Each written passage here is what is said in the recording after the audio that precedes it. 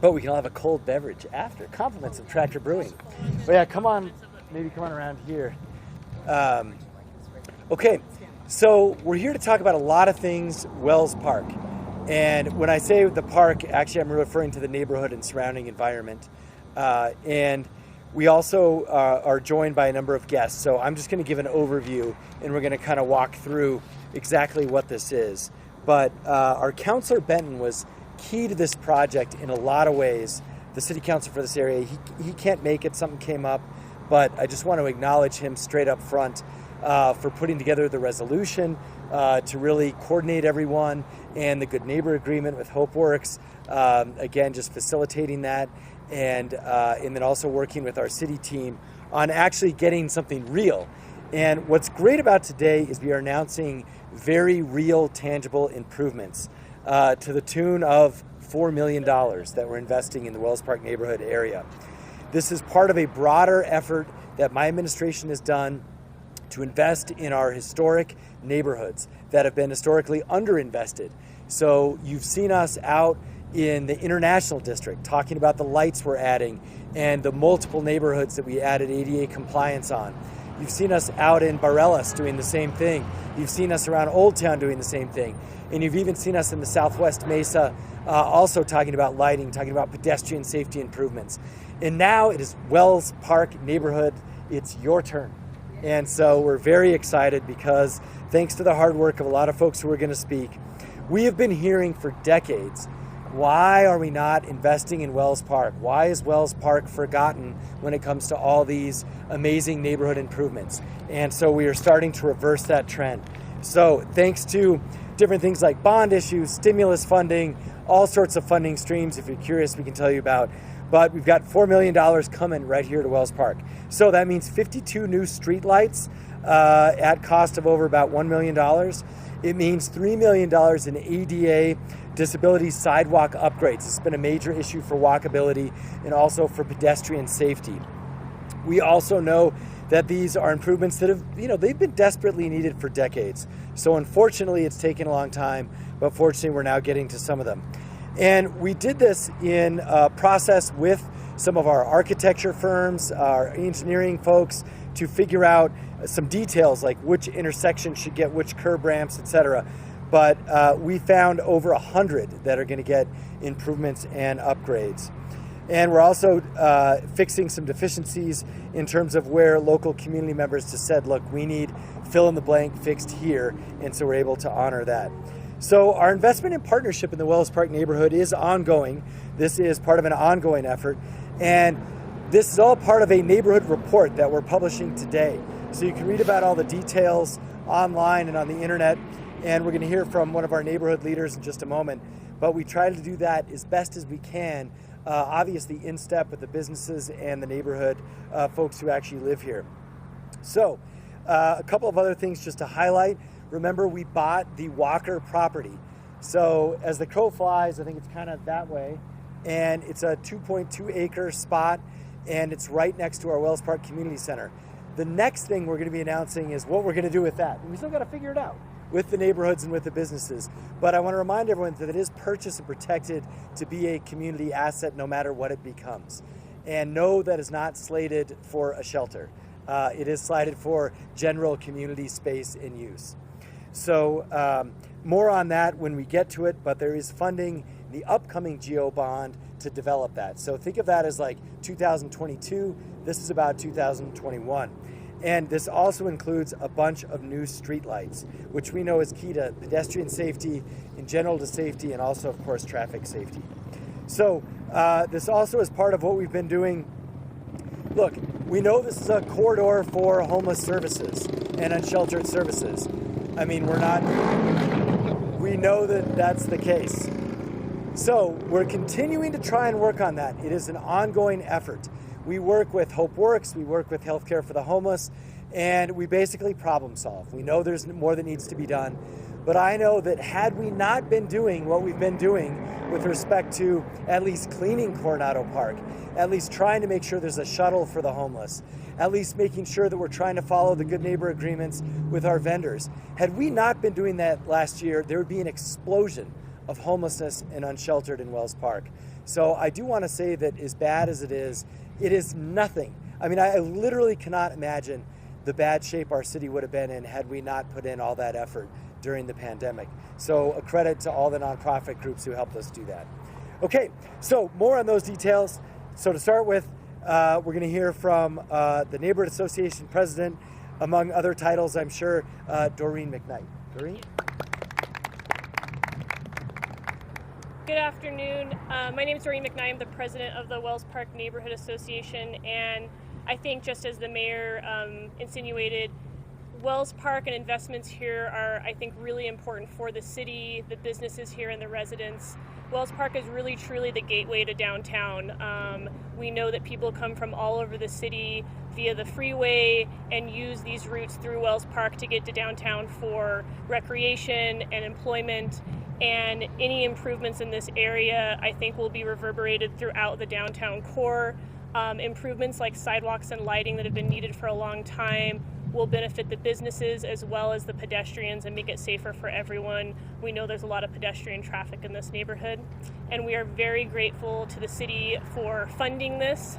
We look forward to further improvements in the neighborhood under the R1859 legislation, including community feedback gathering. Thank you. Thank you so much, Doreen. And with a little bit about some of the details on the projects, our Director of Public Works, or as it's known, Municipal Development, Pat Montoya. Well, let me begin, as I always do, with thanking the mayor, the administration, and the councilor and council staff for making this project happen. They're great partners to work with, and without their efforts, we wouldn't be where we are today. I also want to give kudos to my fellow department heads who are closely working with us. Carol Pierce with Family and Community Services, who you'll hear from in just a few minutes. Matthew Whalen with Solid Waste, and Dave Simon with Parks and Rec. The four of us are working diligently to make all of the improvements that we're going to identify to you just a little bit later, but they have been key in making all of this happen. It's important that we thank the partners that we're working with. Dalkia Corporation, Kevin Keys is with us here. They have been instrumental in identifying the locations where the additional streetlights need to be placed. So we want to thank them and their efforts in making this happen. We're on target and expected to be complete by end of month or at least early June. So we're quite pleased with that.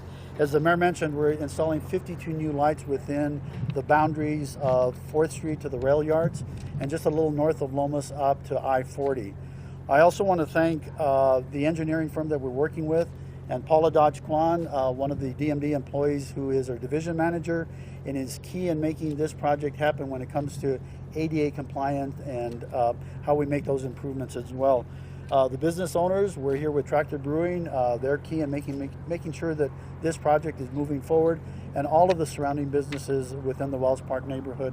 And then especially to the Neighborhood Association and Doreen and the folks that we've been working with over the last two and a half years. Without their input and knowledge and experience, and having lived in this neighborhood for so many years, they're telling us what improvements need to be made, and we're taking those into account.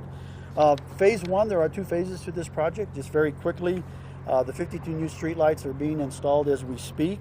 I've identified the boundaries.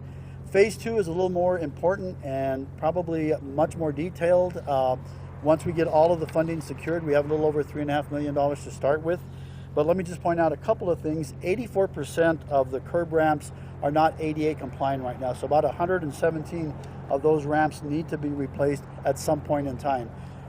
The engineering firm and the study that we're conducting right now identifies where they're located at.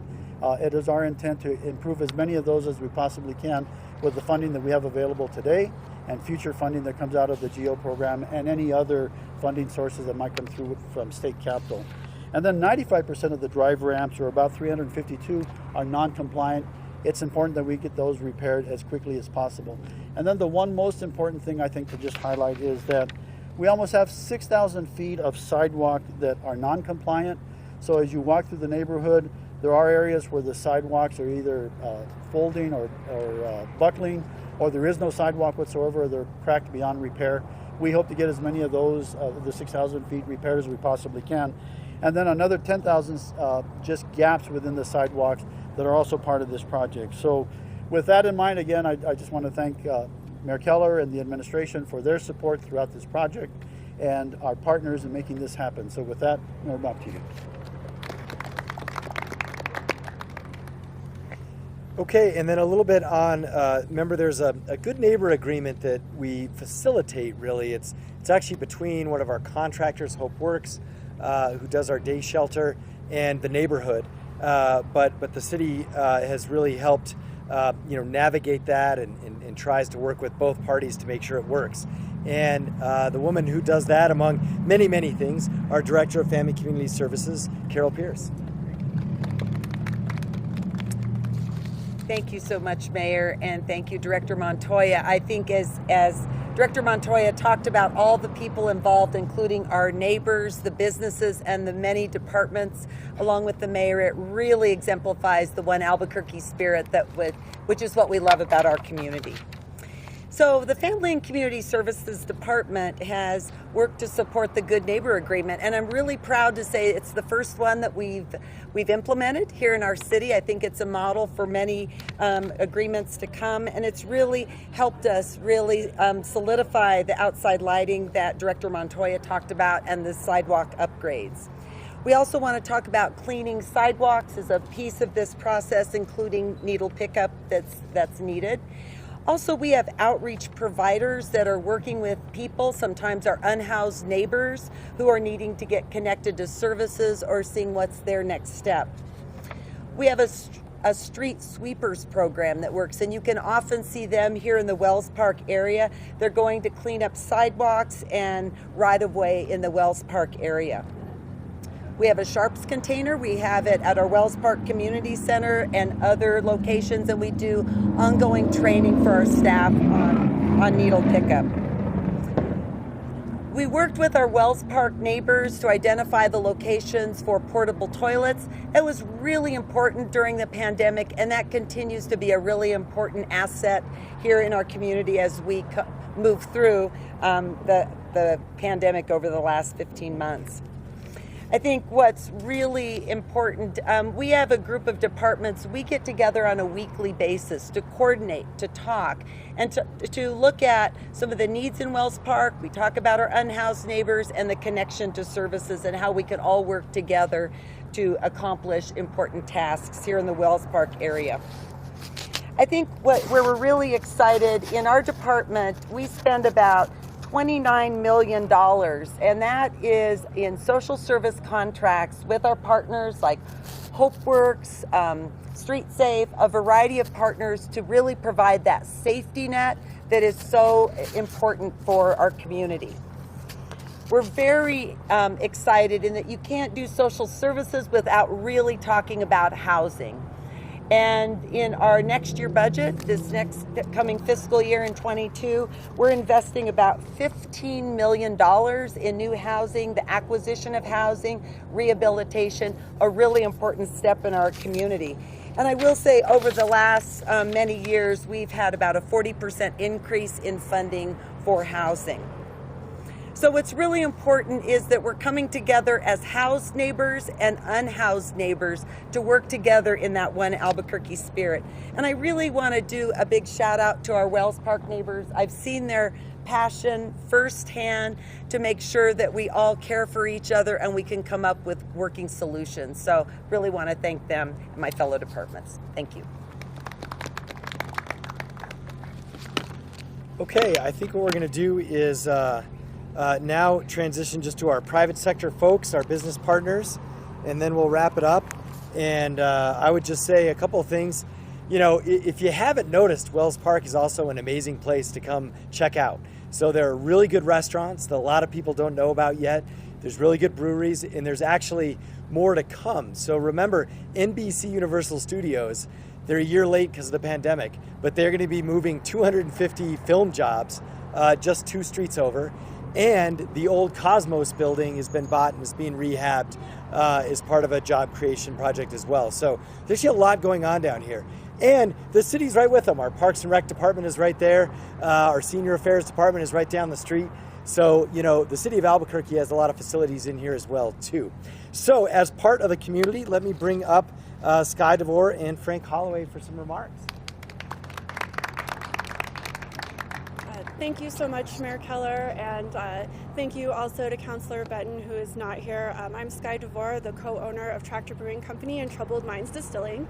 And when we purchased this building in the Wells Park neighborhood in 2013, people thought we were crazy, but we saw that this could become a really awesome area where manufacturing and nightlife could meet each other. And we're so incredibly happy to see the city meeting that investment with future projects down here. I often like to refer to streetlights as mood lighting because they set the mood for the experience that you can expect in a community. And the addition of lights set the experience to be, you're safe down here, you can walk around down here, and we want you down here. And so we're just really, really pleased that this is finally happening, and we look forward to continuing being partners. Thank you. And hello, I'm Frank Holloway, CEO, owner of Hollow Spirits Distillery. First, I'd like to apologize to my mom, the other owner, because I wore a t-shirt in front of the mayor, and I was like, I didn't get in this industry to wear a shirt and a tie. You guys all look fantastic, but yeah, see? But no, I really do appreciate all of you guys putting money into Wells Fargo and Wells Park and then us. Basically, I think we have a lot of very passionate people around here. We have a lot of good people, and to have people invest in us and then us to invest in the rest of the neighborhood. So thank you so much for the lights, for the sidewalks. It's really going to help, and we do want to build a lot around here and invest back in Wells Park. Also to be with Doreen, the Wells Park Neighborhood Association, to give as much back as we possibly can. So I do appreciate it. Thank you, guys. All right, well, thank you so much. And let's see, I think with that, I know it's also pretty hot. So, but we will take questions and then run to the shade. Yeah, Ryan Hoffman.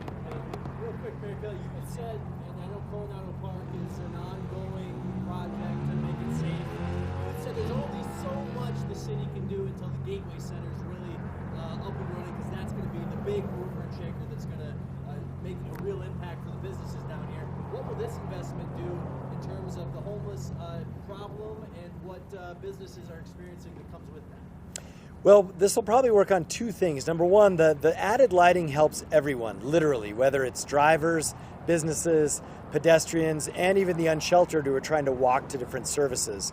So that's an important thing. And also law enforcement. It's going to help law enforcement literally see right what's happening.